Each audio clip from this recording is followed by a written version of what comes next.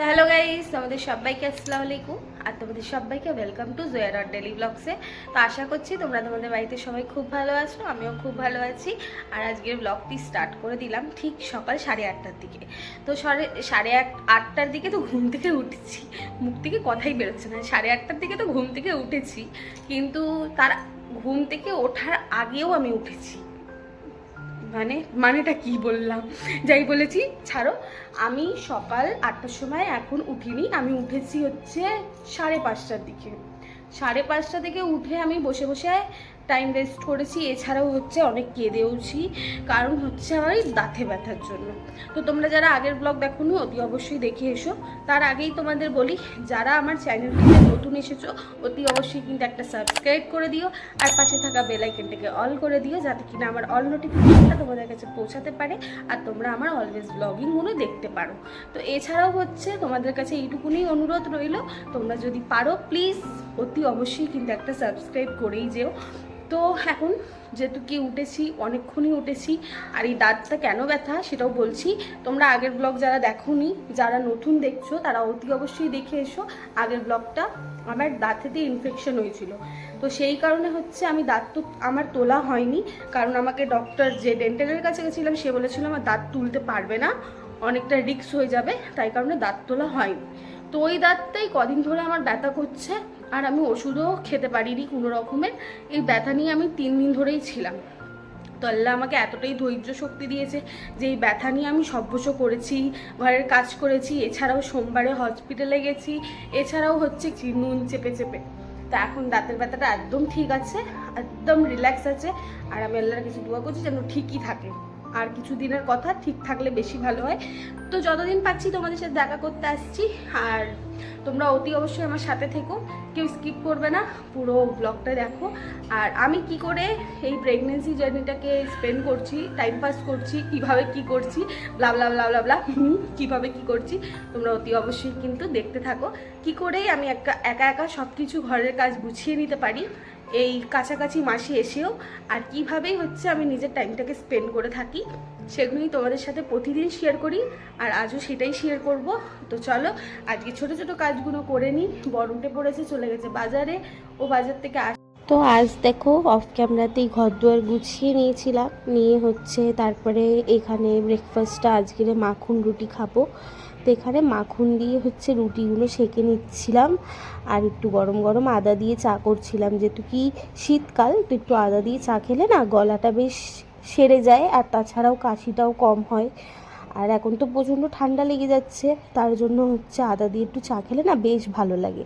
তো তাই এখানে চা হচ্ছে, আর ওখানে রুটিটা সেঁকে নিচ্ছি, আর ব্রেকফাস্টটা করব। আর সকাল সকাল উঠি তো, তাই খুব জোরেই খিদে পায়। তাছাড়াও বাড়িতে খেজুর আছে, আর এছাড়া হচ্ছে বাড়িতে কিছু কিছু ড্রাই ফ্রুটসও আছে, সেগুলো হচ্ছে খাই মাঝে সাঝে, কিন্তু বিশ্বাস করো রোজ খেতে খেতে না বিরক্তি হয়ে যাই আমি।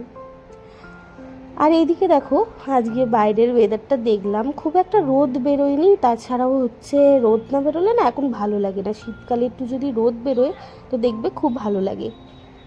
তো রাতের বেলায় যেহেতু কি বাসন কয়েকটা মেজে শুয়েছিলাম, আর রাতের বেলায় বাসন মেজে শুলে না একটু সকালটা সুবিধা হয় কাজগুলো গুছিয়ে নিতে, আর কি কিছু কাজ যদি করা থাকে তো কাজগুলো গুছিয়ে নিতে সুবিধা হয়।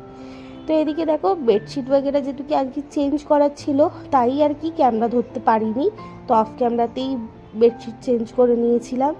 আর তার সাথে এখানে কয়েকটা জামা ছিল, আগেকার দিনের জামা, সেগুলো হচ্ছে গুছিয়ে রেখেছিলাম জামা কাপড়গুলো। তারপরে একটু সব কাজ সেরে নেওয়ার পরে চলে গেলাম রান্নাঘরে। তো রান্নাঘরে জানো তো একবার ঢুকলে বেরোনো একদম মানে বেরোনোই যাবে না, রান্নাঘরে যদি একবার ঢুকে যাই তো রান্নাঘরের সমস্ত কাজ গোছাতে গোছাতেই কিন্তু প্রায় অনেকটা বেলা হয়ে যায়। তো এখন ভাত বসিয়ে নিচ্ছি একদিকে, যেহেতু কি আর জলটা একটু ওষুম ওষুম গরম হয়েছিল তাই আর কি। তো এখানে হচ্ছে আজকে করব রান্নাটা মুরগির মাংস, আর তাছাড়াও মুরগির মাংসই এখন আমাকে খেতে ভালো লাগে। আর সত্যি বলতে এখন একটুখানি না শাকসবজি খাওয়া অনেকটা ভালো, কিন্তু আমি না পেরে উঠি না গো, অত রকমের রান্না করে না পেরে উঠি না, তাই আর কি শাক রান্না করতে পারছিও না, আর এক্সট্রা কোনো রান্নাও করি না, যা হয় এক রকমেরই রান্না করে নিয়ে ক্লিয়ার করছি এখন। তো এখানে কয়েকটা বড় বড় আলু নিয়েছিলাম, তো সেই আলুগুলো এখন ছাড়িয়ে নিচ্ছি, ধুয়ে নিচ্ছি, কেটে নেব। তাছাড়াও আর রান্নাঘরে এইসব জোগাড়জাটি করে নেওয়ার পরে না একটু ভালো সুবিধা হয়, রান্নাটা আরও তাড়াতাড়ি হয়ে যায়। আর এক হাতে মানে একদিকে ভাত বসিয়ে দিলাম যেটুকি, আর একদিকে সব কাটাকুটি করে নিলাম। এবারে হচ্ছে একে একে সব রান্নাগুলো রেডি করব। তো চলো এখন রান্নাটা করে ফেলি। আর সবই দেখছো কাটাকুটি হয়ে গেছে। আর মুরগির মাংসটা না আমি একটু নুন, হলুদ, জিরে, ধনে দিয়ে মিক্স করে রেখে দিই, যাতে খেতে একটু ভালো লাগে আর নুন মশলাগুলো ওতে ঢুকে যায় আর কি, তো টেস্টি লাগে। এখানে একটু আলুগুলো লাল লাল করে ভেজে নেব। তাছাড়াও আমি আলু ভেজেই রান্না করি। তোমরা তো প্রত্যেকটি ব্লগ দেখো, আর যারা দেখোনি তারা দেখতে পারো। আমি কিন্তু প্রত্যেক মুহূর্ত আলু ফ্রাই করেই রান্না করে থাকি, আমার খুব ভালো লাগে ফ্রাই করা আলুতে রান্না করতে। তো এই জন্য একটু খাটি আমি রান্নার পিছনে, এক তরকারি ভাত হলেও আমি একটু কাজ করি, খেটে রান্নাটা করি, খুব মানে মন জুগিয়ে রান্না করে থাকি আর কি। তো এদিকে দেখো আলুগুলো ভাজা হয়ে গেছে, তো আলুগুলো এখন একটা জায়গায় তুলে রাখবো। তারপরে গরম মশলা ফোড়ন দিয়ে দিয়েছিলাম, ভেবেছিলাম একটা তেজপাতাও দেবো, কিন্তু তেজপাতা আর দিলাম না। তো এখানে পেঁয়াজগুলো দিয়ে দিয়েছি আর কুচো করা কয়েকটা কাঁচা লঙ্কা, কারণ হচ্ছে কাঁচা লঙ্কা একটু ঝাল খাই আমি, ঝাল খেতে বেশ ভালো লাগে এই প্রেগনেন্সিতে আমাকে, তো ঝাল এই জন্য একটু হালকা হালকা ঝাল করি। তো এখানে পেঁয়াজটা লাল হয়ে গেলে টমেটো দিয়ে দিলাম। আর সত্যি এইভাবে যে আমি মুরগির মাংসটা করি না, বেশ খেতে ভালো লাগে। তোমরা যদি চাও এই রেসিপিটা নিতে পারো আর বাড়িতে একবার ট্রাই করতে পারো। তো এখানে দেখো মুরগির মাংসটা টমেটো, পেঁয়াজ, আদা রসুন দিয়ে ভালো করে কষিয়ে নিলাম। তারপরে হচ্ছে মুরগির মাংস যেটা মিক্স করে রেখেছিলাম সেটা দিয়ে এবারে ভালো করে মুরগির মাংসটাকে ভাজা ভাজা করে নেবো প্রথমেই। এবার যা মুরগির মাংস থেকে জলটা বেরোবে সেই জলটাকে শুকিয়ে নেব চাপা দিয়ে। তারপরে চাপা দিয়ে যেই জলটা বেরিয়েছিল সেই জলটা ভালো করে কষে নিয়ে জলটা শুকিয়ে দিয়েছি, আর মাংসটা তেলের ওপরে নিয়ে এসে আলুগুলো দিয়ে দিয়েছি, ভাজা আলুগুলো। আর ভাজা আলুগুলো সত্যি বলতে অনেকটাই কুক হয়ে গেছিলো, বলতে গেলে গলেই গেছিলো কিছুটা, তো তাই বেশিক্ষণ না আলু দিয়ে ফোটাতে হতো না। তো ওই ফাঁকেই একটুখানি কিচেনটা পরিষ্কার করে নিয়েছিলাম। মুরগি কষতে কষতে তো জানো অনেকটা সময় লাগে, আর না কষে না খাওয়া যায় না, তো ভালো করে মুরগিটাকে কষতে হয়। এখন মুরগির মাংস কষছি, তোমাকে দেখাচ্ছি দাও।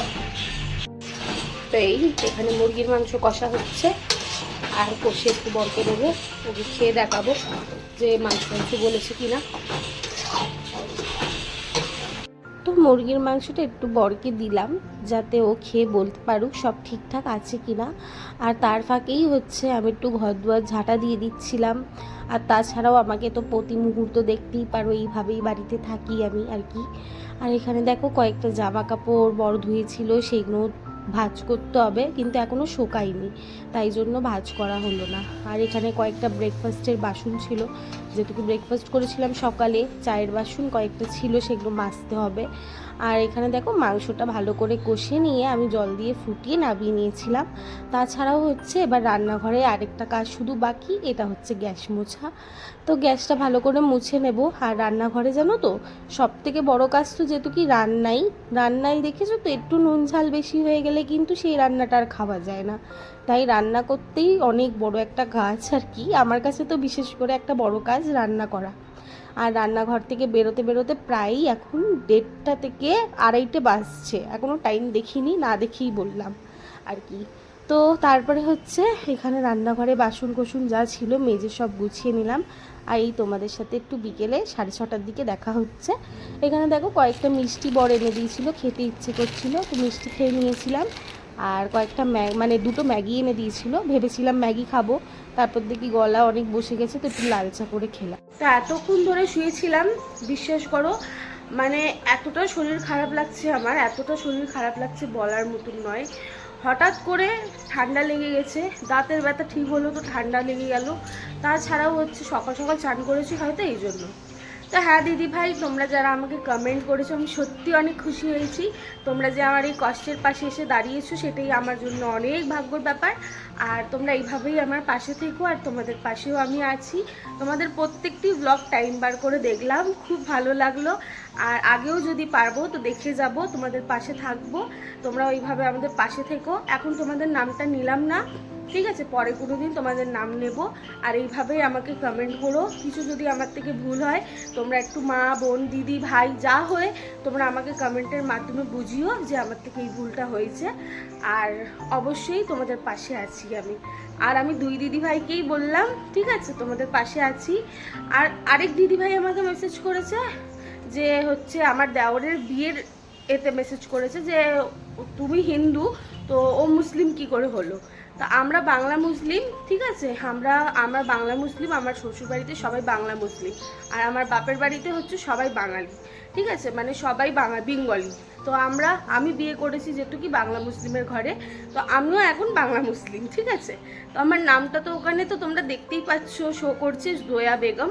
তো এই জন্য, আর ওটা আমার মাসি শাশুড়ির ছেলের বিয়েটা, ওটা বিয়ের ব্লগ, ঠিক আছে। আর ওটা হচ্ছে মানে আমার বড় মাসি শাশুড়ি, ঠিক আছে। একটুখানি বলতে অসুবিধা হচ্ছে, কারণ হচ্ছে আমি অত কথা বলতে পারছি না, কারণ বললামই তো ঠান্ডা লেগে। আর না এখন সত্যি খুব হাঁপাই কথা বলতে। তাই যদি তোমাদের কমেন্টের উত্তরটা ভালো করে দিতে পারলাম তো অতি অবশ্যই কমেন্টে জানিও। যতটা পারলাম চেষ্টা করলাম তোমাদের উত্তরটা দেওয়ার। আর আমি